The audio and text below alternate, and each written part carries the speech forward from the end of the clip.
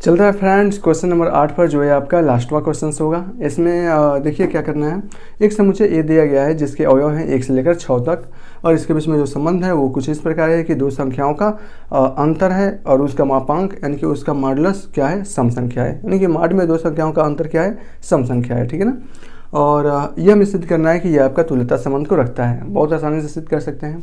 तो सबसे पहले आप यहाँ देखिए, इसको बनाया जाए mod of A minus B एक सम संख्या है। ठीक है ना। चलिए हम इसको लेकर चलते हैं, यानी कि दो संख्याओं का अंतर आपके सम संख्या होना चाहिए।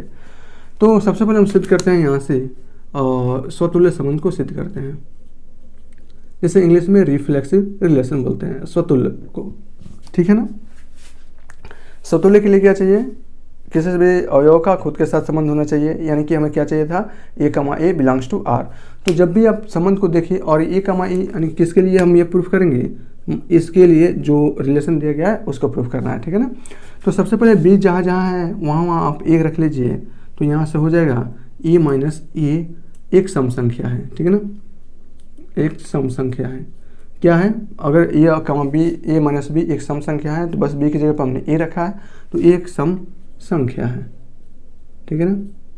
सम संख्या, एक नहीं रखना, सिर्फ सम संख्या है ना, तो सम संख्या है। ओके। इस प्रकार आप ये देख सकते हैं। यहाँ देखिए, अगर मैं कहूँ ये जैसे 3 है और यहाँ पर 1 है, तो ये यहाँ से क्या आ जाएगा, इसका आंसर 2 हो जाएगा, तो सम संख्या आएगा ना। इसका मतलब जब हमारे पास ए माइनस बी है तो उसको हम लोग क्या लिख सकते हैं, ए डॉट बी लिख सकते हैं, ए कमा बी। इस प्रकार जब बी की जगह पर एक मैंने कर दिया तो उसके जगह पर क्या आएगा, क्या आएगा, यही आएगा ना। यानी कि यहाँ देखिए ए माइनस ए क्या हो जाएगा, 0 हो जाएगा, और 0 भी आपका क्या होता है, सम संख्या है। तो इस प्रकार इसके हिसाब से आप रिलेट करके क्या लिख सकते हैं इसको, ए कमा ए, और ये बिलोंग्स टू आर। ठीक है ना।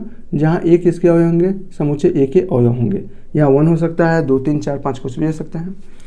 अतः फलन क्या होगा, स्वतुल्य होगा। तो सॉरी यार, फलन नहीं, संबंध ना, संबंध स्वतुल्य होगा, स्वतुल्य होगा। ठीक है ना। ये कर लिया। चलिए हम दूसरा करते हैं। दूसरा में आपका हम चलिए प्रूफ करते हैं सममित को, सममित जिसे सिमेट्रिक रिलेशन बोलते हैं। इसके लिए क्या चाहिए आपको, बस ए कमा बी और बिलोंग्स टू आर। तो हमें प्रूफ करना पड़ेगा बी कमा ए भी बिलोंग्स टू आर होता है। ठीक है ना। यहाँ देखिए ए कमा बी का मतलब क्या है कि mod of A minus B क्या है, सम है, सम है। ठीक है ना। यहाँ देखिए हम क्या कर रहे हैं, इसमें से मॉड में माइनस को कम ले रहे हैं, तो यहाँ से हो जाएगा बी माइनस ए, और बी माइनस ए का मॉड, ये भी क्या होगा, आपको सम संख्या होगा, सम संख्या होगा। ठीक है ना। यहाँ आपको अच्छे से समझना चाहिए, मॉड के अंदर चाहे कोई भी वैल्यू हो, चाहे आपका +5 हो, इसका मान भी होता है 5, चाहे मॉड के अंदर -5 हो, इसका मान भी होता है 5। यानी कि मॉड के अंदर नेगेटिव चाहे पॉजिटिव कोई भी संख्या हो, बाहर आने के बाद वो संख्याएं हमेशा पॉजिटिव ही रहती हैं। इतना आपको मालूम होना चाहिए। इस प्रकार ये नेगेटिव संख्या भी जब बाहर आएगी तो वो हो जाएगी पॉजिटिव, और अंदर बच जाएगा b माइनस ए। ठीक है ना। यहाँ देखिए बच जाएगा b माइनस ए, और ये भी क्या है, आपकी सम संख्या है, सम संख्या है। ठीक है ना, संख्या है। b माइनस ए को क्या लिख सकते हैं हम लोग, a माइनस बी को ए कमा बी लिख सकते हैं। तो b माइनस ए को b को पहले और a को बाद को, यानी कि b कमा ए, और यहाँ से बिलोंग्स टू r आराम से लिखा जा सकता है। तो लेकर चले a कमा बी बिलोंग्स टू r, तो ला दिया हमने b कमा ए बिलोंग्स टू r। अब तब क्या होगा, यहाँ से संबंध क्या होगा, सममित होगा, सममित होगा। ठीक है ना। तो सममित हमने प्रूफ कर दिया। तीसरा हम प्रूफ करते हैं संक्रामक के लिए, संक्रामक के लिए प्रूफ करते हैं। ठीक है ना। संक्रामक के लिए क्या चाहिए कि A comma B belongs to R व B comma C belongs to R हो, सॉरी कब ए कमा बी, ए का संबंध बी के साथ है, बी का संबंध सी के साथ है, तो ए का संबंध सी के साथ होना चाहिए, यही है ना। तो हम इसको यहाँ से करते हैं ना। ए कमा बी का मतलब क्या है, ए माइनस बी एक सम संख्या है। ठीक है ना। क्या है, ए माइनस बी सम है, और बी इसको मैं इक्वेशन नंबर 1 दे रहा हूँ। ठीक है ना। और इसका बी और सी का मतलब क्या है कि बी माइनस सी भी सम है, इसको मैं समीकरण नंबर 2 दे रहा हूँ। ठीक है ना। अब हम क्या कर रहे हैं, यहाँ से समीकरण 1 और 2 को मैं यहाँ पर जोड़ रहा हूँ। जोड़ेंगे तो क्या हो जाएगा आपका, ए माइनस बी और प्लस बी माइनस सी होगा ना। मॉड में यह भी आपकी क्या आएगी, दो सम संख्याओं का योगफल हमेशा सम संख्या आता है, दो विषम संख्याओं का योगफल सम ही संख्या आता है, एक सम और एक विषम संख्याओं का योगफल विषम संख्या आता है। तो यहाँ पर ये सम संख्या है, ये सम संख्या है, दोनों को जोड़ेंगे वो भी आपकी सम संख्या आएगा, ठीक है ना, एक सम संख्या आएगा, ठीक है ना। अब बी से यह बी कैंसिल हो जाएगा, बचेगा आपका ए माइनस सी, एक सम संख्या है, सॉरी एक क्या सिर्फ सम है, ठीक है ना। जब ए माइनस सी एक सम है तो ए माइनस बी को क्या लिखा जाता है, ए इंटू बी, तो ए माइनस सी को ए इंटू सी लिखा जाएगा। अतः ए कामा सी और ये बिलोंग्स टू आर आ गया ना। ए कामा बी लेकर चले, बी कामा सी लेकर चले और यहाँ से आपका ए कामा सी बिलोंग्स टू आर आ गया। ओके, तो ये आपका क्या होगी, संक्रामक होगा, अतः संबंध संक्रामक होगा।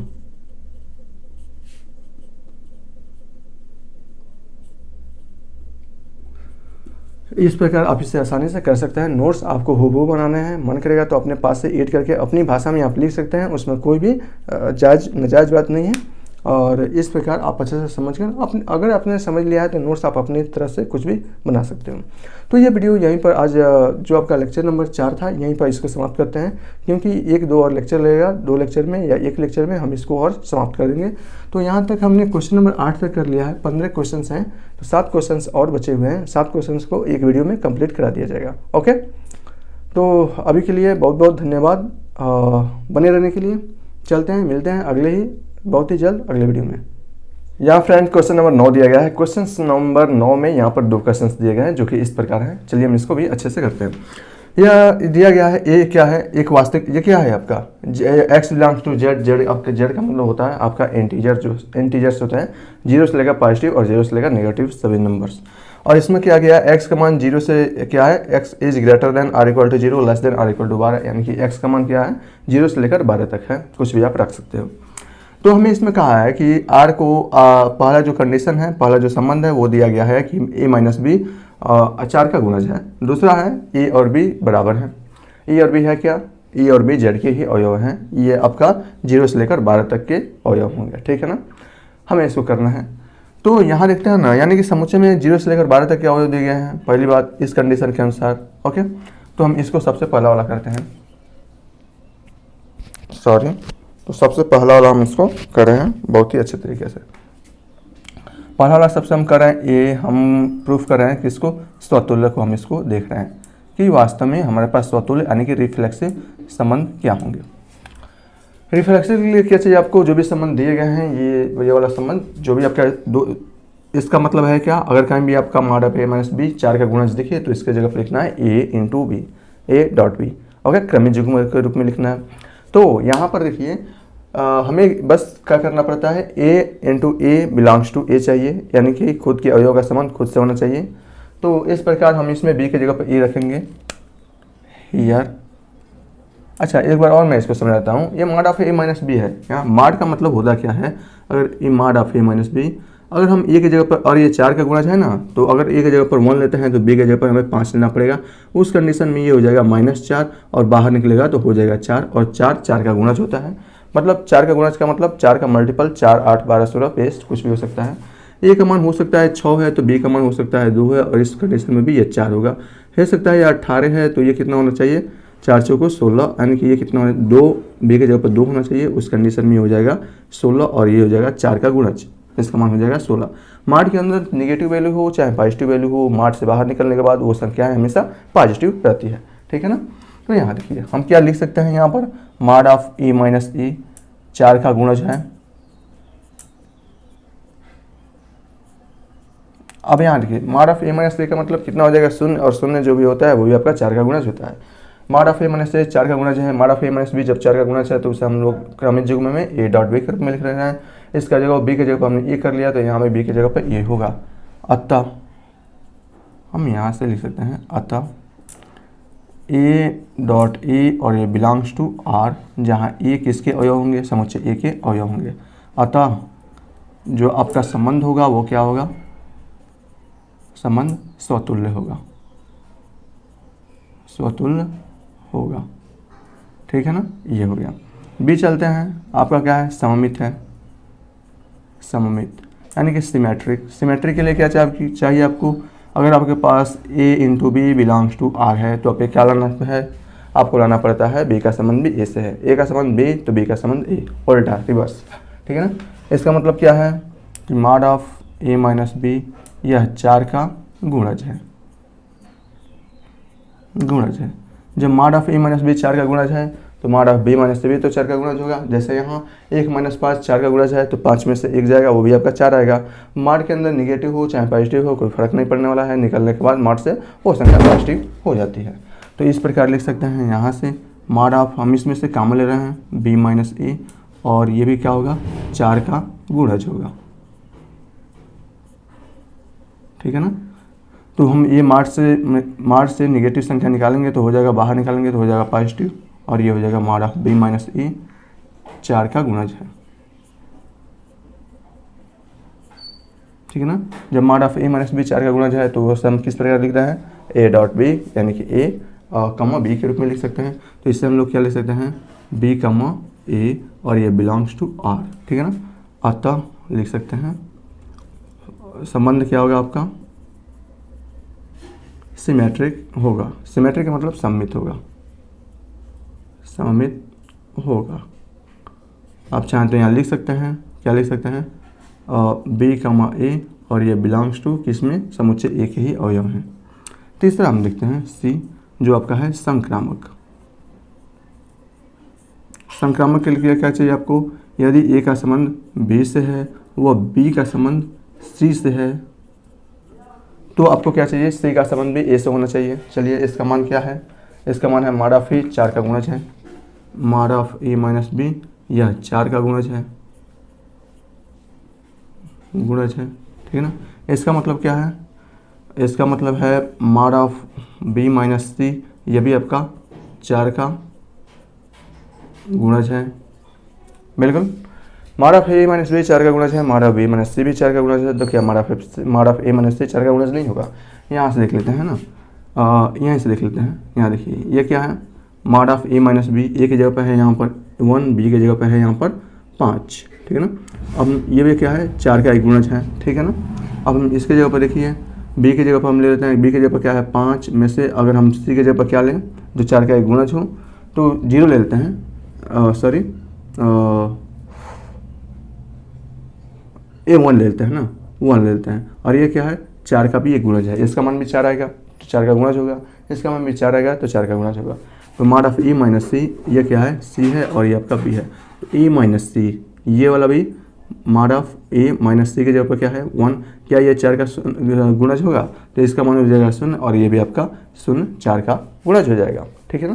तो इस प्रकार हम लिख सकते हैं अतः mod of A minus C भी 4 का गुणज होगा, गुणज है। जब mod of A minus C भी 4 का गुणज है तो हम इसे किस प्रकार लिख सकते हैं, A कमा C और ये बिलोंग्स टू R, ठीक है ना। जहाँ A B और C किसके अवयव हैं, समुच्चय A के अवयव हैं। अतः फलन क्या होगा, सॉरी अतः संबंध क्या होगा, संबंध संक्रामक होगा, ट्रांजिटिव होगा, ओके। इस प्रकार आप इसे आसानी से कर पा रहे हैं। और इसमें क्या किया है, ये दूसरा क्वेश्चन दिया गया है, दूसरा क्वेश्चन में चलिए हम इसको देख लेते हैं। मैं इसको मिटा रहा हूँ, इसको भी थोड़ा सा मिटा दे रहे हैं। चलिए सबसे पहले हम इसका देख लेते हैं, स्वतुल्य देख लेते हैं, स्वतुल्य यानी कि रिफ्लेक्सिव देख लेते हैं। क्या है संबंध, संबंध है E बराबर B यानी कि A के अवयव और B क्या है किसी समुच्चय यानी कि समुच्चय A के अवयव हैं, जिसमें 1 से लेकर 12 तक के 0 से लेकर 12 तक के अवयव वहाँ पर है, उसमें से कोई अवयव A और B हो सकते हैं। है क्या E बराबर B, हमें इसमें क्या दर्शाना पड़ेगा स्वतुल्य के लिए, A बराबर B नहीं, A कमा A बिलोंग्स टू A यानी कि A बराबर A दर्शाना पड़ेगा। क्या कोई अवयव खुद के बराबर होता है, हाँ भैया कोई अवयव खुद के बराबर ही होता है, 5 5 के बराबर होता है, 4 4 के बराबर होता है, -3 के बराबर होता है। हम यहाँ कर सकते हैं A बराबर A, ठीक है ना, E बराबर A, हम यहाँ से ये भी लिख सकते हैं अतः A कमा A बिलोंग्स टू R, ठीक है ना, for A belongs to E समुच्चय A के अवयव है, ठीक है ना। अतः स्वतुल्य होगा, स्वतुल्य होगा, ठीक है ना। दूसरा देखते हैं हम लोग सममित। यानी कि सिमेट्रिक। सिमेट्रिक रिलेशन हमें क्या चाहिए, यदि ए बराबर बी दिया हो तो बी बराबर ए चाहिए, ठीक है ना। ए बराबर बी दिया है तब यदि, यह क्या होता है, यदि ए बराबर बी तब, यानी कि ए का मान बी के बराबर है तो बी का मान ए के बराबर होगा। 5 का मान अगर 5 के बराबर है तो 5 का मान 5 के बराबर होगा। 3 का मान 4 के बराबर है तो 4 का मान 3 के बराबर होगा। तब बी बराबर ए, जहाँ ए और बी समुच्चय ए के अवयव हैं। तो यहाँ से हो जाएगा अतः, इसको क्या लिख सकते हैं, बी को ए को बी बराबर ए, जब ए बराबर बी है तो ए कमा बी, और जब ए बी बराबर ए होगा तो यहाँ से बी कमा ए, और ये बिलोंग्स टू आर। अतः संबंध क्या आपका होगा, सममित होगा। बिल्कुल, यहाँ देखिए संक्रामक। संक्रामक के लिए क्या चाहिए आपको, ए बराबर अगर बी है और बी बराबर सी है तो ए बराबर सी होना चाहिए। ए का संबंध बी से है, बी का संबंध सी से है तो ए का संबंध सी से होना चाहिए। यहाँ देखिए संक्रामक में, यानी कि इसमें अगर ए बराबर बी है, हम क्या करते हैं, ए बी सी समुच्चय ए के अवयव में से ए बी सी कोई 3 अवयव ले लेते हैं और एक और लेते हैं बी बराबर सी। तब यहाँ देखिए ए बराबर बी है, बी बराबर सी है, तब यहाँ से वहाँ नहीं, यहाँ तब कर लीजिए, ठीक है ना। तब ए बराबर सी होगा। जब ए बराबर सी होगा तब इसे किस प्रकार लिख सकते हैं, ए कामा सी, और ये बिलोंग्स टू आर, ठीक है ना। या हम इसको ऐसे भी कर सकते हैं, ए कामा बी बिलोंग्स टू आर व बी कामा सी, और ये बिलोंग्स टू आर, ठीक है ना। और यहाँ से आप कर सकते हैं, इसका मान क्या है, ए बराबर बी है, इसका मान है ए बराबर बी व यहाँ से है बी बराबर सी, तो यहाँ से क्या होगा, ए बराबर सी, यानी कि ए बराबर सी होगा। तब ए बराबर सी, और ए बराबर सी है तो हम इसे लिख सकते हैं ए कामा सी बिलोंग्स टू आर। ओके, बिल्कुल आसान है, ये लिख सकते हैं। अतः संबंध क्या होगा आपका, अतः रिलेशन इज ट्रांजिटिव, ठीक है ना।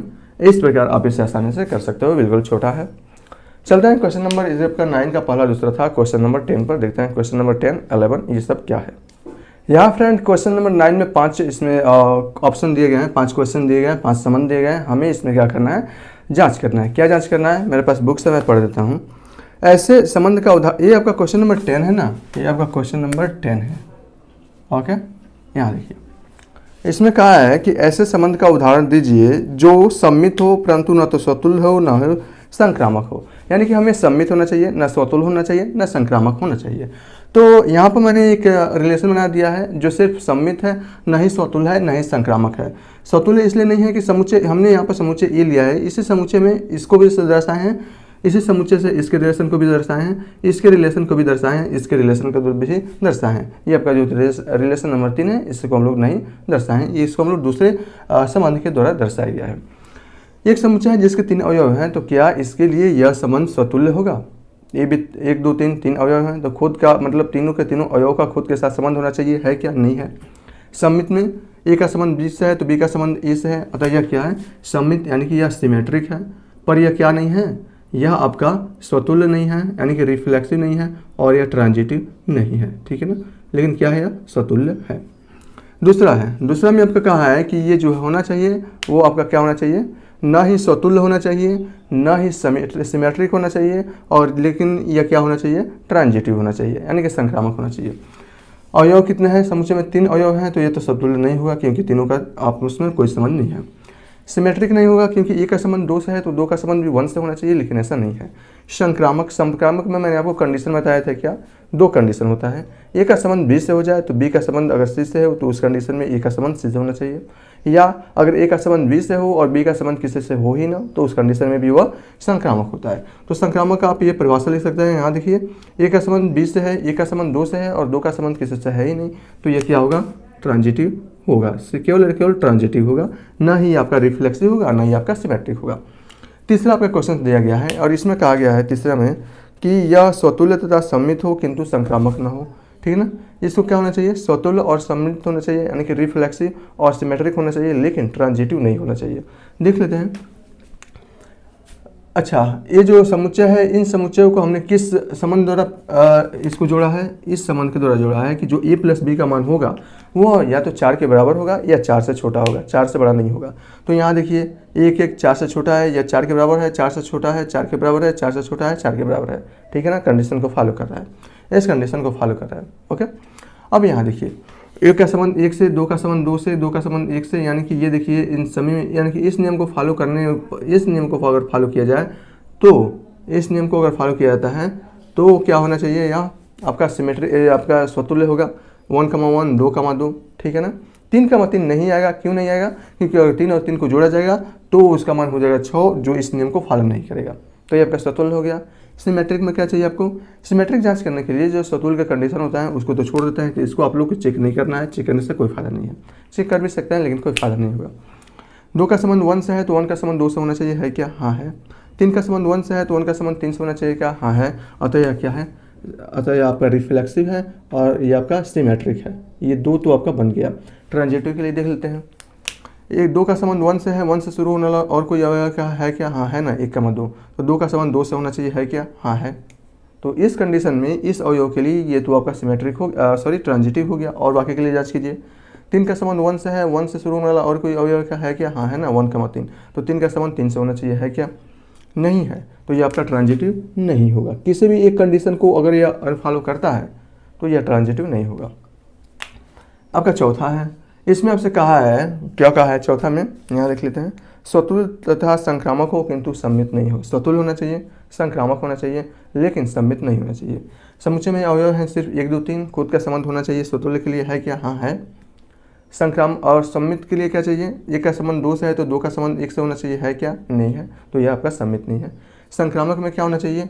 संक्रामक में क्या होना चाहिए? स्वतुल्य का तो छोड़ दीजिए, बाकी अवयव के लिए जांच कर लेते हैं। तो बाकी अवयव 1 का संबंध 2 से है, 2 का संबंध 1 से है, क्या? नहीं है। तो ये भी आपका संक्रामक होगा दूसरे कंडीशन के अनुसार। 1 का संबंध 3 से है, 3 का संबंध और कहीं है, क्या? नहीं है। तो ये भी आपका संक्रामक होगा। 2 का संबंध 3 से है, 3 का संबंध और, अच्छा हाँ यहाँ देखिए ना, 3 का संबंध 3 से है और 1 का संबंध 3 से है, तो 3 का संबंध भी 3 का संबंध 3 से है और 1 का संबंध 3 से है, तो 3 का संबंध भी 3 से होना चाहिए, है क्या? हाँ है ना। 1 का संबंध 2 से है, अब यहाँ देखिए 1 का संबंध 3 से है, 2 का संबंध 3 से है और बाकी के लिए ये जांच करेंगे तो ये आपका स्वतुल्य, आपका यह रिफ्लेक्सिव होगा और आपका यह ट्रांजिटिव होगा, बाकी आपका यह सिमेट्रिक नहीं होगा। ठीक है ना, बहुत आसान है। इस पांचवा में कहा है कि आपका सम्मित और संक्रामक हो लेकिन आपका स्वतुल्य नहीं होना चाहिए। देखिए समुच्चय ए में कितने अवयव हैं? 3 1 2 3। खुद का संबंध इनमें है क्या? 2 का संबंध 2 से है, 3 का संबंध 3 से है, 1 का संबंध 1 से नहीं है, तो ये आपका स्वतुल्य नहीं होगा। अब हम सिमेट्रिक के लिए जांच कर लेते हैं। तो सिमेट्रिक के लिए इन 2 अवयवों को छोड़कर बाकी अन्य 2 अवयवों के लिए जांच कर लीजिए। 3 का संबंध 2 से है, 2 का संबंध 3 से होना चाहिए, है क्या? हाँ है। तो आपका सिमेट्रिक हो जाएगा। संक्रामक देख लेते हैं, ट्रांजिटिव। ट्रांजिटिव के लिए इन 2 अवयव, इन 2 पेयर क्रमिक युग्मों को छोड़ दीजिए, क्योंकि पेयर को छोड़ दीजिए क्योंकि इससे कोई फायदा नहीं है। 3 का संबंध 2 से है तो 2 का संबंध 3 से है, 3 का संबंध 2 से है, फिर 2 से शुरू होने वाला और कोई अवयव, हाँ है ना, 2 का संबंध 3 से है, तो 3 का संबंध 3 से होना चाहिए, है क्या? 3 का संबंध 3 से है, तो ये आपका ट्रांजिटिव हो जाएगा। इस प्रकार ये आपका रिफ्लेक्सिव तो नहीं होगा लेकिन आपका सिमेट्रिक हो जाएगा और आपका ट्रांजिटिव हो जाएगा। ठीक है ना। तो इस प्रकार क्वेश्चन नंबर 10 है, जो 10 का जो 5 क्वेश्चन थे, आसानी से आप इसे बना सकते हैं। ठीक है, चलते हैं क्वेश्चन नंबर 11, क्वेश्चन नंबर 12 पे। यहाँ फ्रेंड क्वेश्चन नंबर 11 और 12 हम लोग यहाँ करने जा रहे हैं। क्वेश्चन 11 में यहाँ पे आप देख रहे हैं एक समुच्चय दिया गया है और समुच्चय है क्या? समुच्चय है किसी समतल में स्थित बिंदुओं का समुच्चय। किसी भी समतल में हो सकता है, 2D 3D, कोई भी समतल में हो सकता है, कोई भी प्लेन में हो सकता है। और इसके बीच में जो रिलेशन दिया गया है वो कुछ इस प्रकार दिया गया है कि बिंदु P की मूल बिंदु से दूरी बिंदु Q की मूल बिंदु से दूरी के समान है। और हमें इसमें क्या ज्ञात करना है कि यह जो संबंध है वो तुल्यता संबंध को रखता है, यानी कि तीनों के तीनों कंडीशन को ये फॉलो करता है। इसके लिए भी तुल्यता संबंध को जांच करना है और इसके लिए जो समुच्चय दिया गया है वो समस्त त्रिभुजों का समुच्चय दिया गया है। और कोई भी 2 त्रिभुज क्या है, एक दूसरे के समरूप हैं, तो उसे हमें किस प्रकार लिखना है? T1-T2 के रूप में लिखना है। एक एक करके कर लेते हैं, बहुत आसान है। चलिए हम शुरू करते हैं इससे, ये इससे करते हैं, ठीक है ना। सबसे पहले हम देखते हैं स्वतुल्य के लिए, स्वतुल्य रिफ्लेक्सिव के देख लेते हैं। अच्छा, इसका मतलब क्या है? बिंदु P की मूल बिंदु से दूरी बिंदु Q की मूल बिंदु से दूरी समान है, मूल बिंदु से दूरी की बात मान रहा है। अगर ऐसा होता, ये तभी के तभी पॉसिबल है जब वो बिंदु वृत्त के परिधि पर स्थित हो और केंद्र उसका मूल बिंदु हो। यहाँ देखिए, अगर मान लीजिए ये वृत्त की परिधि है, वृत्त की परिधि का ये आपका क्या है? मूल बिंदु 0 है, ठीक है ना। अगर बिंदु P की मूल बिंदु से दूरी और ये आपका बिंदु P है और ये आपका बिंदु Q है और इसके इन दोनों का मूल बिंदु से दूरी क्या है, समान है, इसका मतलब ये दोनों के दोनों बिंदु वृत्त के परिधि पर स्थित हैं, ठीक है ना। अतः इन दोनों बिंदुओं को मिलाने से हमें एक वृत्त प्राप्त होने वाला है, ठीक है ना। ओके, यहाँ देखिए, तो क्या बिंदु P की मूल बिंदु से दूरी बिंदु P की मूल बिंदु से दूरी बराबर नहीं हो जाएगी? बिल्कुल हो जाएगी। जब हो जाएगी तो उसे आपको इसे लिख लेना है। आपको समतुल्य के लिए क्या चाहिए? A dash A belongs to R, यही तो चाहिए। यानी कि बिंदु P की मूल बिंदु से दूरी बिंदु P की मूल बिंदु से दूरी, दोनों का मान तो समान है, एक ही बराबर होगी, ठीक है ना। चलिए हम इसको कर लेते हैं। तो हम कह सकते हैं यहाँ पर बिंदु P की मूल बिंदु से दूरी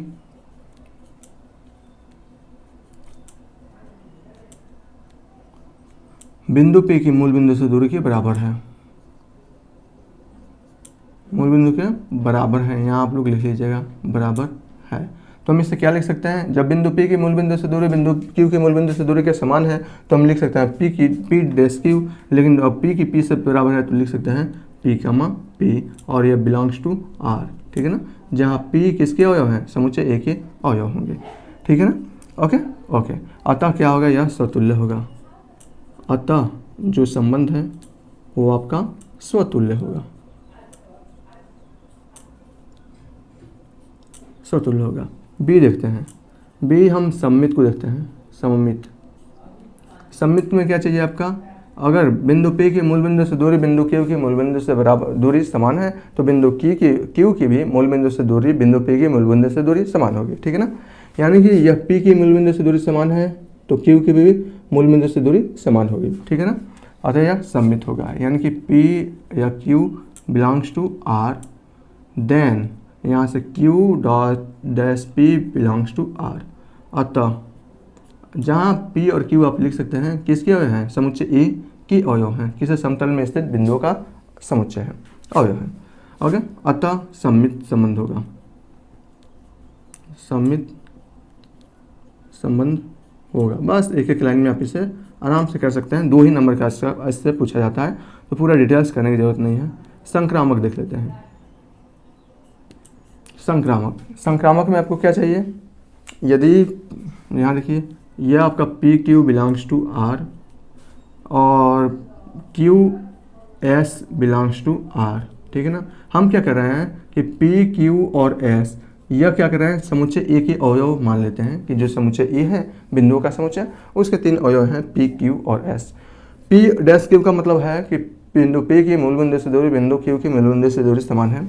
Q और S का मतलब है बिंदु Q की मूल बिंदु से दूरी, ये आपका Q है, और बिंदु Q की मूल बिंदु से दूरी और बिंदु S की मूल बिंदु से दूरी, ठीक है ना। आपका Q है, ये आपका S था ना। यानी कि इसकी और इसकी दूरी क्या है? मान लीजिए अगर 2 इकाई है और इसका भी दूरी कितना हो जाएगी? या 2 इकाई है तो ये भी 2 इकाई हो जाएगी। तो बिंदु P का बिंदु P की मूल बिंदु से दूरी बिंदु S की मूल बिंदु से दूरी समान हो जाएगी ना। तब हम यहाँ से लिख सकते हैं, ठीक है ना, बिंदु P की, यहाँ बिंदु P की मूल बिंदु से दूरी बिंदु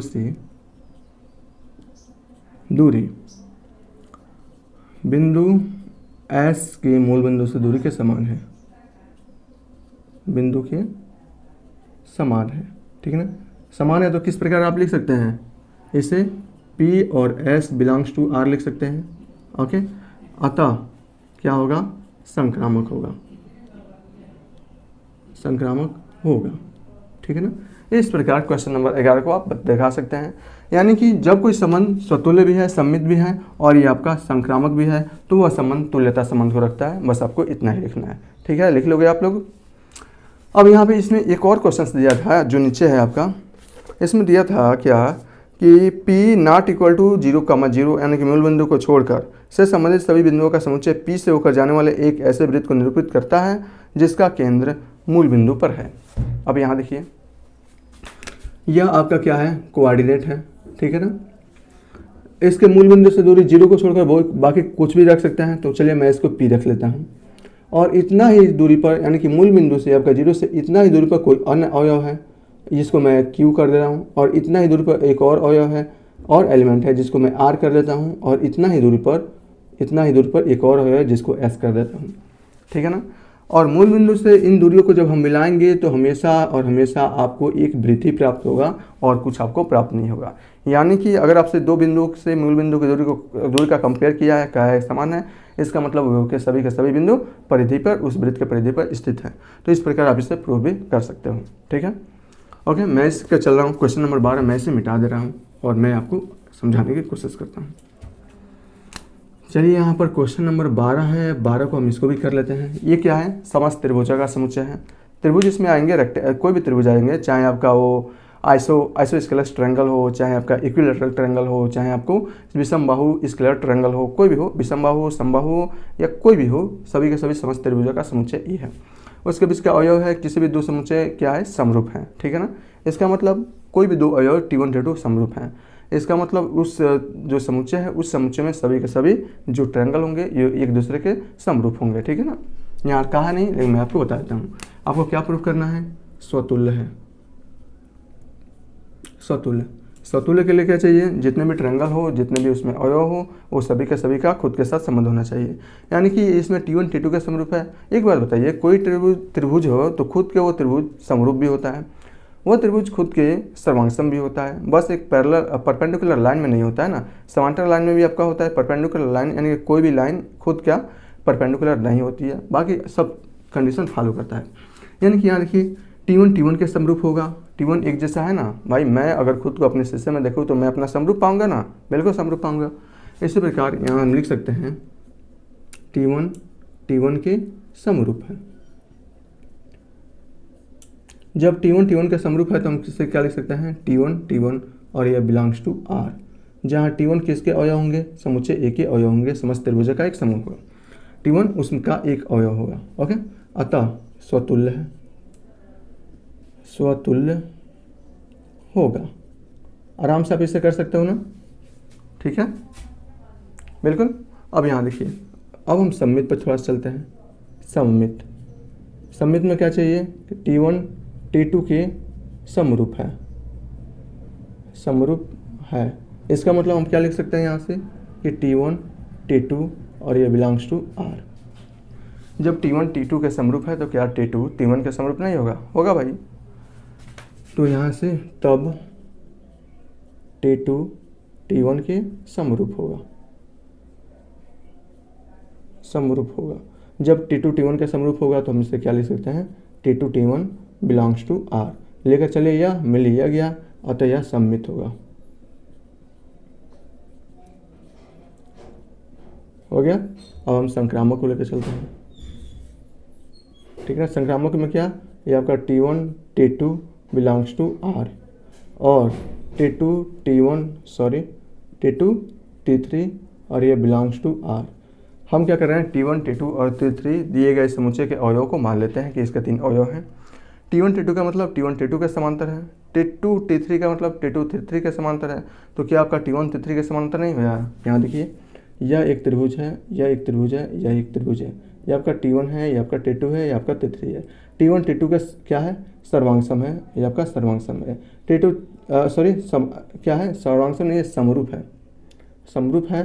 ओके, समरूप है। यह इसके क्या है, समरूप है। तो क्या पहला वाला तीसरा वाला का समरूप नहीं होगा, बिल्कुल समरूप होगा।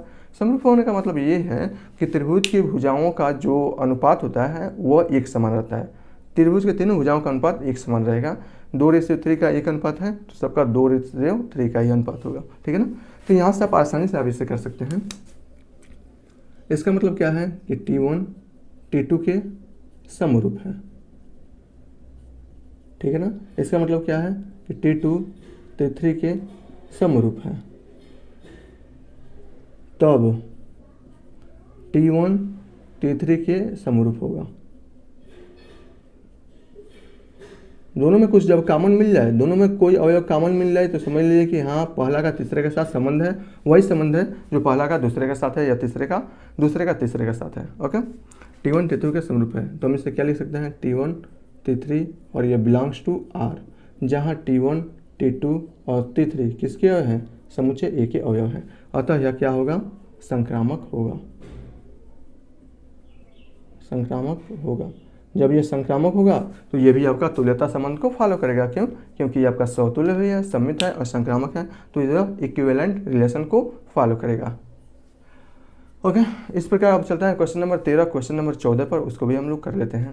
यहाँ पर क्वेश्चन नंबर 13 दिया गया है, समस्त बहुभुजों का एक समुच्चय। बहुभुज का एक समुच्चय दिया गया है। बहुभुज का मतलब बहुत सारे भुजा वाला, चाहे आपका 2 हो, 3 हो, 3 या 3 से अधिक हो, 3 से या 3 से अधिक भुजाओं वाले को हम लोग बहुभुज कहते हैं। जैसे आपका पेंटागोनल हो गया, सेक्सागोनल हो गया, ये सभी के सभी। हेक्टागोनल मतलब ये सभी 10 भुजाओं वाला कोई आकृति, 5 भुजा वाला कोई आकृति, 3 भुजा वाला कोई आकृति, ये सब के सभी बहुभुज होते हैं। कहा क्या गया है, P1 तथा P2 की भुजाओं का संख्या समान है, यानी कि उसमें यदि P1 P2 कोई भी 2 बहुभुज हैं, P1 P2 कोई भी 2 बहुभुज हो जाएंगे, उन 2 बहुभुजों की भुजाओं की संख्या समान है। तो यहाँ से हम अगर संख्या समान है तो किस प्रकार दर्शाना है, P1 डैश P2 के रूप में का दर्शाना है। ओके, तो चलिए हम इसको अच्छे से इसको भी फाइंड आउट कर लेते हैं। हालांकि इसमें कुछ है नहीं, बहुत ही आसान है करना। जैसे यहाँ पर मैं इसको हल कर रहा हूँ, हल, ठीक है ना। सबसे पहले हम क्या देख लें, स्वतुल्य को देख लें। चलिए सबसे पहले स्वतुल्य यानी कि रिफ्लेक्सिव को देख रहे हैं। स्वतुल्य में हम क्या देख सकते हैं, अच्छा आपका क्या है, पेंटागोनल है। मान लीजिए कोई भी आपका बहुभुज है, P1 तथा P2 की भुजाओं की संख्या समान है, यानी कि एक अगर मान लीजिए अगर ये त्रिभुज ही होता तो त्रिभुज में खुद की भुजा के ही तो बराबर होती है ना। कोई खुद से लंबा नहीं हो सकता, कोई खुद से छोटा नहीं हो सकता, लेकिन कोई खुद के तो बराबर हो सकता है ना। इस प्रकार हम कह सकते हैं कि P1 तथा P1 की भुजाओं का संख्या समान है। ओके, क्लियर, P1 व P1 की भुजाओं की संख्या समान है।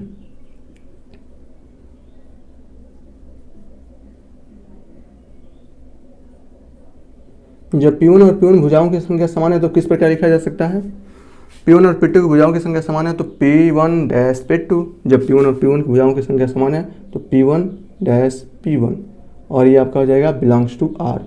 अतः यह क्या होगा, अतः सममित होगा, स्वतुल्य होगा, स्वतुल्य होगा, ठीक है ना, होगा।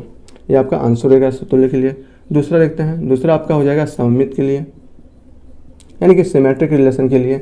इसमें क्या चाहिए कि P1 और P2 बिलोंग्स टू R, ठीक है ना। इसका मतलब P1 तथा P2 में भुजाओं की संख्या क्या है, समान है। तो P2 और P1 में भी, यानी कि 2 बहुभुजों में भी भुजाओं की संख्या क्या होगी, समान होगी। P1 और P2 में भुजाओं की संख्या समान है तो P2 और P1 में भी भुजाओं की संख्या समान होगी। तब P2 व P1 में भी भुजाओं की संख्या समान है। यह बकवास दे देता है, संख्या समान है, लेकिन है बहुत ही इंटरेस्टिंग।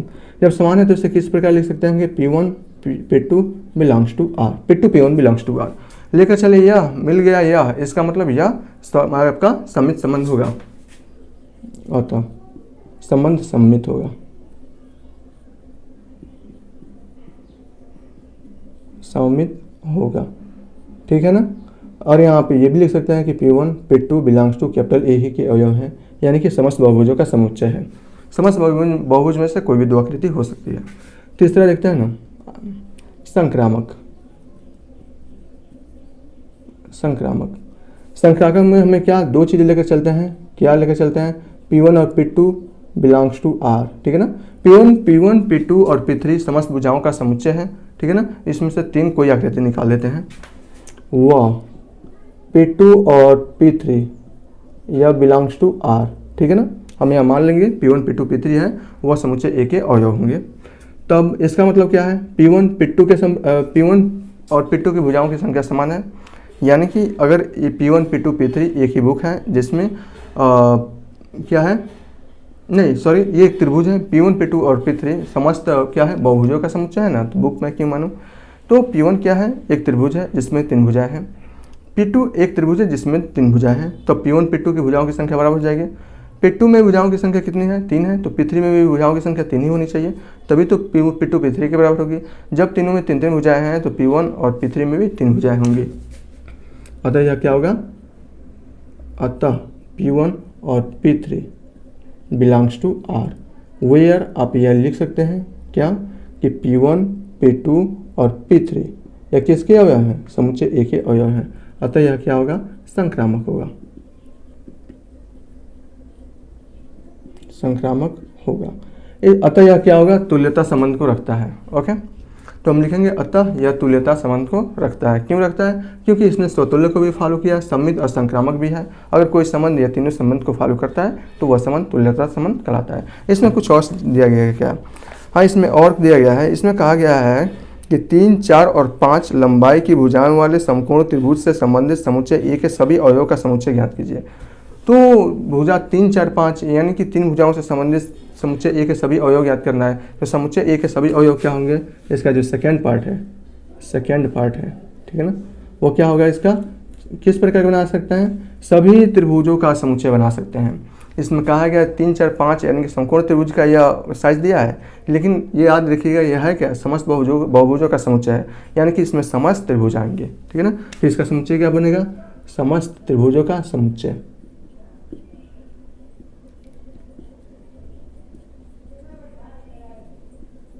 इस प्रकार आप इसे बना सकते हैं सेकेंड वाले को। ये आपका है 14 है जो लास्ट इस प्रश्नावली का क्वेश्चन है। हालांकि 15 क्वेश्चन है, यह 14 है। चलिए हम इसको भी कर लेते हैं। सबसे पहले हम देखते हैं स्वतुल्य। इसके लिए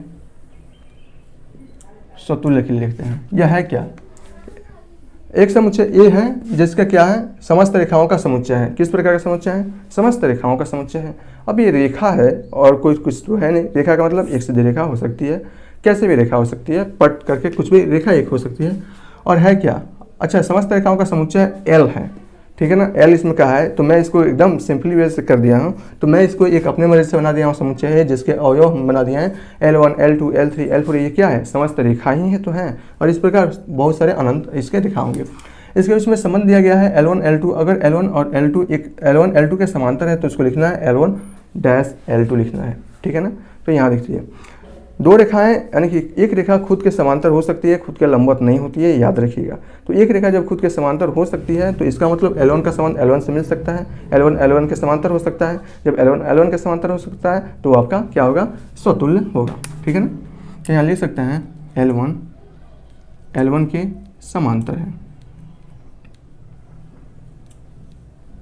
ठीक है ना। जब L1 L1 के समांतर है तो उसे हम लिख सकते हैं L1 L1 belongs to R, ठीक है ना। जहाँ L1 किसके अवयव होगा? समुच्चय ए के अवयव होगा, ठीक है ना। तो अतः यह क्या होगा? स्वतुल्य होगा,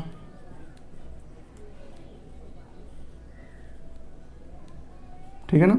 दूसरा देखते हैं सममित। नोट्स भी आपको ऐसा ही प्रॉपर बनाना है। नोट्स में आपको कोई भी अपनी मर्ज़ी से अगर बनाना चाहें तो अगर आपने समझ लिया तो अपनी मर्ज़ी से बनाइएगा, नहीं समझे तो अपनी मर्ज़ी से मत बनाइएगा। नोट्स को अच्छे से एक बार दो बार रिवीजन करने के बाद आपको बहुत अच्छे आ जाएंगे, हालांकि आ भी गए हैं। सममित के लिए क्या चाहिए?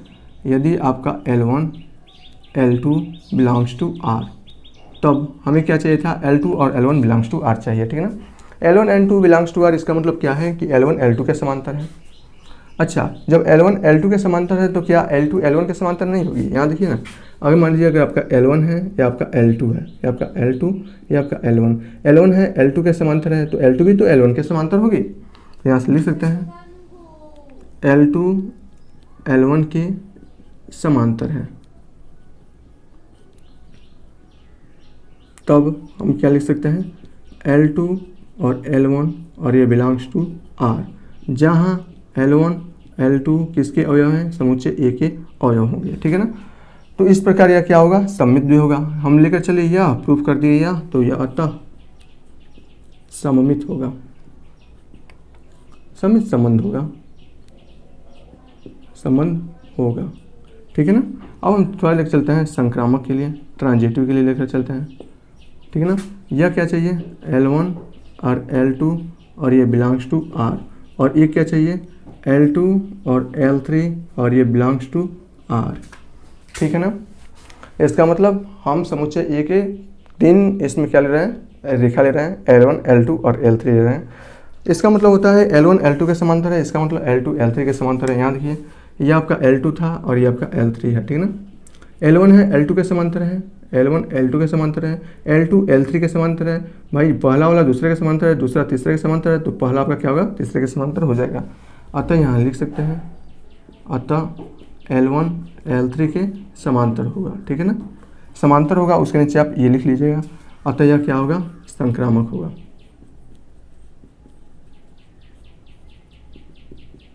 और यह आपका आंसर हो जाएगा। इस प्रकार जो क्वेश्चन नंबर 14 है, अतः यह भी तुल्यता संबंध को फॉलो करेगा। ये भी तुल्यता संबंध को फॉलो कर रहा है, ये भी आपका तुल्यता संबंध को फॉलो कर रहा है, और हमें यही प्रूफ करना था। इसमें और कुछ दिया है, हाँ इसमें और दिया है, सिद्ध कीजिए कि R एक तुल्यता संबंध है। हमने सिद्ध कर दिया कि जो R है वह तुल्यता संबंध है। और उसके बाद से y बराबर 2x+4 से संबंधित समस्त रेखाओं का समुच्चय ज्ञात कीजिए। यहाँ देखिए y इक्वल टू, सॉरी मैं इसको यहाँ कर रहा हूँ, y इक्वल टू 2x+4 से संबंधित समुच्चय को ज्ञात कीजिए। लेकिन किस प्रकार का समुच्चय ज्ञात करना है? समस्त इस प्रकार के कि L1 L2 के समांतर है, यानी कि अगर हमें समांतर रेखाओं का समुच्चय प्राप्त करना है इससे, तो हम कैसे ज्ञात कर सकते हैं? जब आपने क्लास 9 में 2 चर वाले रेखा समीकरण पढ़े थे, तो वहाँ से भी जब समांतर रेखाओं का कंडीशन था क्या, x और y का जो कोफिशिएंट होना चाहिए वो आपका क्या होना चाहिए, समान होना चाहिए, और जो अचर पद होना चाहिए वो आपका अलग होना चाहिए। बस यही कंडीशन इसमें भी लगाएंगे, तो इसका जो समुच्चय बनेगा वो बनेगा वास्तव में 2x और प्लस ये क्या c बन जाएगा, ठीक है ना। 2x प्लस 3 मतलब x और y के जो कोफिशिएंट होते हैं उसका जो मान होगा वो समान होगा, लेकिन इसका जो अचर पद होगा वो अलग हो जाएगा। इस प्रकार आप इसका समुच्चय बना सकते हो। तो इस प्रकार का क्वेश्चन नंबर 14 जो था यहीं पर समाप्त होता है। अब चलता है क्वेश्चन नंबर 15 जो इस अध्याय का अंतिम क्वेश्चन है। यहाँ क्वेश्चन नंबर 15 दिया गया है, एक समुच्चय दिया गया है जिसके 4 अवयव हैं, एक संबंध दिया गया है जो आपका ये संबंध है, और हमें इसमें क्या करना है, निम्नलिखित में सही उत्तर को जांच करना है। मैं बुक्स है ना, मैं बुक्स से देख लेता हूँ। पहला है R स्वतुल्य है, सममित है किंतु संक्रामक नहीं है। चलिए देखते हैं R क्या स्वतुल्य होगा। स्वतुल्य होने के लिए क्या चाहिए कि 1 का 1 के साथ संबंध, 2 का 2, 3 का 3, 4 का 4 के साथ होना चाहिए। 1 का 1 के साथ है, 2 का 2 के साथ है, 3 का 3 के साथ है, 4 का 4 के साथ है, यानी कि यह आपका क्या है, यह आपका स्वतुल्य है, यानी कि रिफ्लेक्सिव, तो यह हो जाएगा, ठीक है ना, रिफ्लेक्सिव स्वतुल्य तो है। अब इसमें क्या कहा है कि सममित भी होना चाहिए। सममित के लिए इसको जांच करते हैं, सममित के लिए जांच करते हैं, तो सममित के लिए इन चारों अवयवों को तो छोड़कर बाकी अवयवों के लिए जांच कर लेते हैं। 1,2 यहाँ है तो 2,1 होना चाहिए, 1 का संबंध 2 से है तो 2 का संबंध 1 से होना चाहिए, है क्या, नहीं है। तो यह पहला जो ऑप्शन होगा यह क्या होगा, रिफ्लेक्सिव तो होगा लेकिन आपका सिमेट्रिक नहीं होगा, ठीक है ना।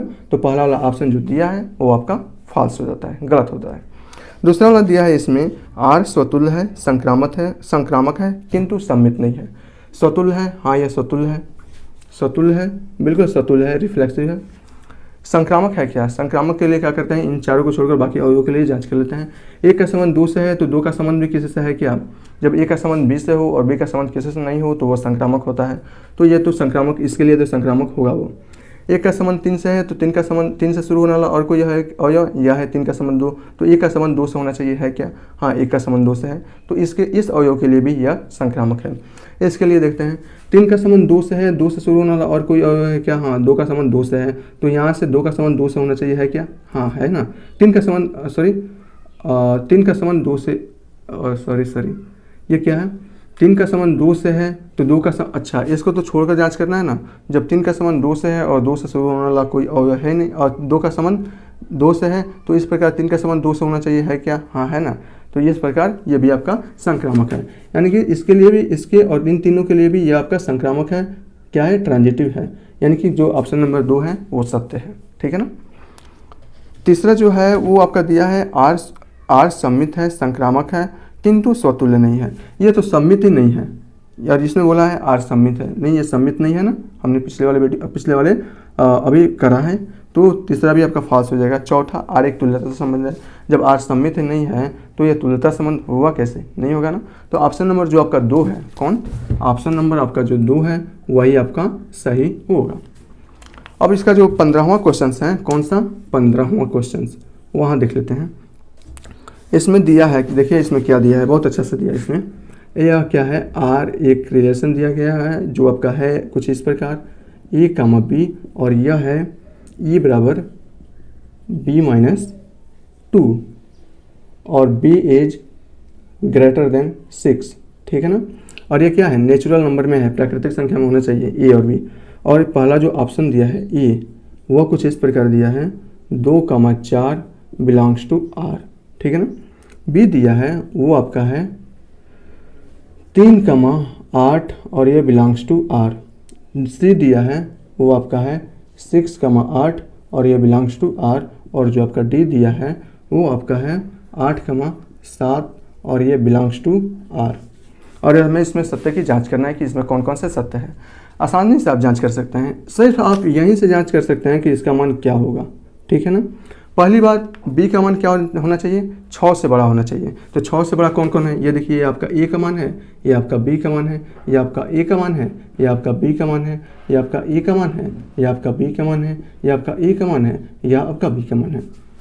b का मान क्या होना चाहिए, कंडीशन के हिसाब से 6 से बड़ा होना चाहिए। ये 6 से छोटा है तो ये तो होगा नहीं, ये 6 से बड़ा है, ये भी 6 से बड़ा है, और ये भी 6 से बड़ा है, यानी कि इन तीनों में से कुछ भी हो सकता है, ठीक है ना। अब यहाँ देखिए, b का मान क्या है, a का मान है वो b से 2 कम है, a का मान b से 2 कम है। a का मान, इसको तो जांच नहीं कर, a का मान b से 2 कम है क्या, यहाँ देखिए, a का मान b से 2 कम है क्या, a का मान b से 5 कम है, तो ये तो होगा ही नहीं। a का मान b से 2 कम है क्या, यहाँ तो है। a का मान b से 2 कम है क्या, यहाँ तो नहीं है भाई, एक ही कम है ना। a का मान b से 1 कम है, यहाँ b से 5 कम है, और यहाँ b से 2 कम है, तो यही हो जाएगा, ठीक है ना। और b का मान भी यह 6 से बड़ा है जो फॉलो कर रहा है। इस प्रकार आप इसे आसानी से जांच कर सकते हैं। तो क्वेश्चन नंबर कौन सा, इसमें सी जो होगा वो आपका आंसर राइट होगा। तो है ना बहुत ही आसान समुच्चय, ये है क्या, कुछ है स्वतुल्य संबंध, तुल्यता संबंध, एक ही समुच्चय के अवयव के बीच में संबंध था जो हमने यहाँ पर कर लिया है। आगे जो हमें करना है वो फलन के बारे में करना है, और वास्तव में फलन बहुत ही मजेदार है। जैसा ये मजेदार था वैसा भी वो भी मजेदार है, लेकिन वो थोड़ा सा अलग है, ठीक है ना। और संबंध और फलन में क्या अंतर होता है, सबसे पहले हम वो पढ़ेंगे और उसके बाद से हम फलन की बात करेंगे। तो यहीं पर हम इसको बंद करते हैं। चलिए हम मिलते हैं अगले वाले जो वीडियो होगा उसमें।